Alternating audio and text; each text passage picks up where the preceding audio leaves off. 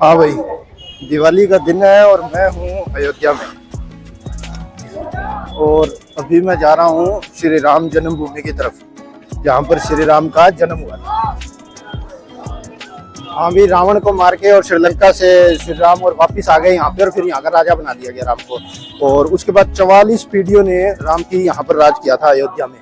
पर उन 44 पीढ़ियों के बाद क्या हुआ, महाभारत का युद्ध शुरू हो गया था, और जो लास्ट राजा था श्री राम के वंश में, उसको भी अभिमन्यु ने, जो कि अर्जुन का बेटा था, उसने मार दिया था। तो उसके बाद क्या हुआ, उसके बाद धीरे धीरे अयोध्या का मतलब पतन शुरू हो गया, कोई मतलब खराब हो गया काम, धीरे धीरे लोग भी छोड़ के चले गए। बस एक छोटी सी जगह रह गई, थोड़ा कोई मंदिर या थोड़ा कोई महल का हिस्सा, या मेन जो जगह थी, बस जो लोग मानने वाले थे वो 2-4 या कोई साधु महात्मा टाइप लोग रह गए। बाकी धीरे धीरे करके सब लोग यहाँ से निकल लिए। सैकड़ों साल लगे उसमें, हो सकता है हजारों साल लगे हों। लेकिन फिर धीरे धीरे टाइम के साथ क्या हुआ कि जो वहाँ पे जंगल बन गया, और फिर वहाँ पे जो संत होते हैं, मेडिटेशन करते हैं, उन लोगों ने यहाँ पर रहना शुरू कर दिया, और वो यहाँ पर पूजा पाठ करने लगे थे। फिर क्या हुआ कि एक बार एक राजा था विक्रमादित्य नाम से, तो वो यहाँ पर आया हुआ था, तो कोई शिकार करने के लिए, या जंगल हो गया था पूरा अयोध्या में, इस एरिया में फुल। और फिर जब उसने यहाँ पे जब वो आराम करने के लिए बैठा, तो उसने देखा कि यहाँ पर छोटा कोई मंदिर है, कहीं पर कोई साधु मेडिटेशन कर रहा है, उसको बड़ी ये सेक्रेड सी जगह लगी। तो उसने यहाँ के उनसे महात्माओं से पूछा कि क्या सीन है, तुम यहाँ बीच जंगल में यहाँ मतलब कर क्या रहे हो, यहाँ मतलब क्यों डिसाइड की तुमने ये जगह। तो उन्होंने बताया कि ये जो है, ये छोटा सा जो मंदिर दिख रहा है तुमको, जिसके हम आसपास बैठे हैं, ये श्री राम की जन्मभूमि है। तो फिर विक्रमादित्य को लगा कि ये तो बहुत गलत हो गया, टाइम के साथ भी यहाँ पे कोई नहीं रह रहा।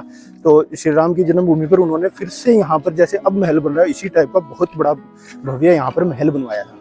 और उसी महल के अवशेष जो अभी जो खुदाई हुई थी उसमें मिल रहे थे, वो उसी महल के अवशेष थे जो विक्रमादित्य ने बनाया था। तो आगे का बताता हूँ तुम्हें। आगे क्या हुआ कि उसके बाद फिर मुगल आए, और मुगल जब आए तो उन्होंने, आपको पता ही कैसे करते थे वो, मतलब फुल मार काट के उन्होंने मंदिर तोड़ दिए और पैसे लूट लिए। मथुरा में, वृंदावन में, और यहाँ पे काशी में, वाराणसी में, अयोध्या में जितने पुजारी थे उनको मार दिया, लूट लिया, सब कुछ कर दिया। पर फिर भी 200-300 साल तक उसके मुगलों के आने के बाद भी अयोध्या में जो मंदिर बनवाया था विक्रमादित्य का, वो बचा रहा था, किसी तरह लोगों ने उसे बचा लिया था। फिर क्या हुआ कि 200-300 साल तक तो लोगों ने बचा लिया, पर फिर राजा था बाबर। तो बाबर ने यहाँ पर अपने मंत्री को बोल के मस्जिद बनवाई, जिसको बाद में नाम दिया गया बाबरी मस्जिद। तो ये लगभग 1527-30 के बीच की बात है।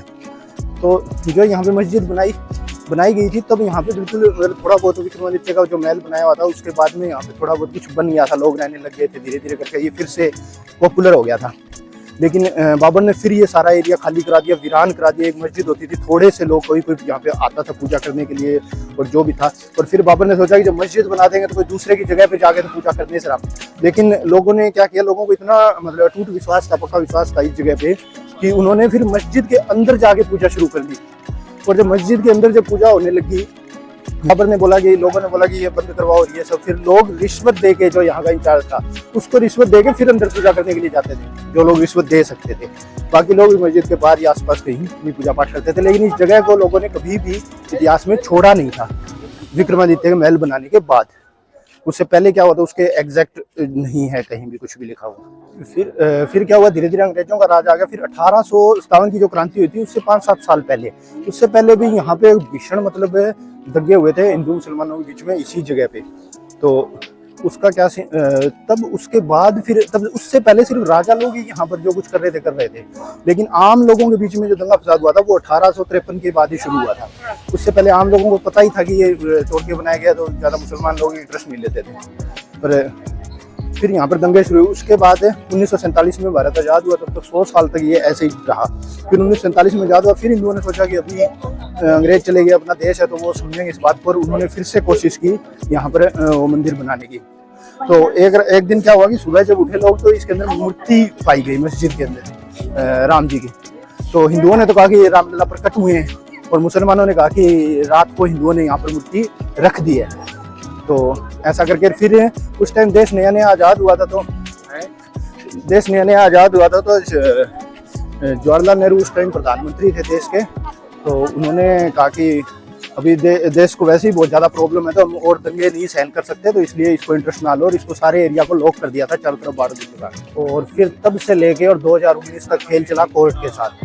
फिर आपको पता ही है, काफ़ी चीज़ें आपने सुनी होगी, फिर भी मैं थोड़ा शॉर्ट में बता देता हूँ कि फिर क्या हुआ। 1949 के बाद में, काफ़ी सालों बाद में, निर्मोही अखाड़ा नाम से जो है, उन्होंने सबसे पहले इंटरेस्ट लिया इस चीज़ में कि इसको कैसे भी करके कोर्ट के थ्रू और कैसे भी करके ये जगह हमें दो।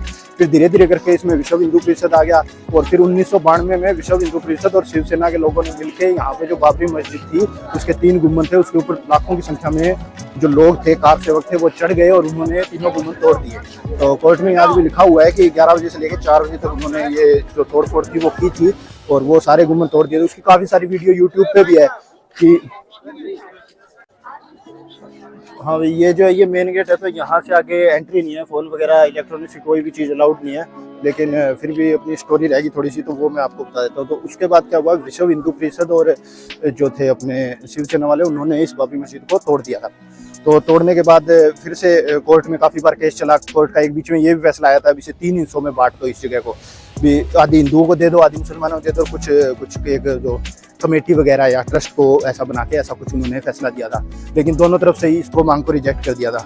फिर 2019 में जाकर ये फैसला आया था कि हाँ, इसे बना सकते हो और इसे पूरी पूरी जगह दे दो, और जो मस्जिद की जगह थी वो 5 या 3 एकड़ जमीन अयोध्या के दूसरी तरफ बाईपास पे है शायद, वहाँ पर ये जगह दे दी गई थी।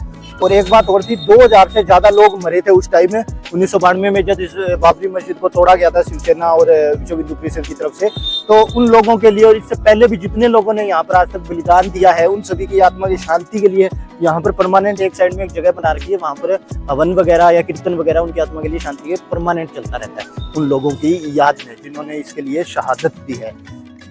और ना कुछ लोगों ने कहा कि जब इसका कोर्ट का फैसला आया था या उससे पहले कुछ लोगों ने कहा कि यहाँ पे ऐसी कोर्ट तंग हो रही है, लोग परेशान हो रहे हैं, क्या हो जाएगा मंदिर बनाने से, भी यहाँ पे हॉस्पिटल बना दो या स्कूल बना दो, इस तरह की बातें करते थे काफी लोग। पर उसमें क्या है, लोगों को ये नहीं पता कि जब हिंदुओं ने जब उस टाइम में मस्जिद बना दी थी, तब मस्जिद के अंदर जाके पूजा करने लग गए थे, रिश्वत दे के पूजा करने लग गए थे। तो वो आपको कैसा लगता है कि हिंदू मतलब यहाँ पर पूजा नहीं करेंगे? आप चाहे स्कूल बना दो, चाहे कुछ भी बना दो, यहाँ पर पूजा तो हिंदू स्कूल के अंदर करने लग जाएंगे, हॉस्पिटल के अंदर करने लग जाएंगे, जो मस्जिद के अंदर जाके कर सकते हैं। इन्हें इतना मतलब अटूट विश्वास है इस जगह के ऊपर।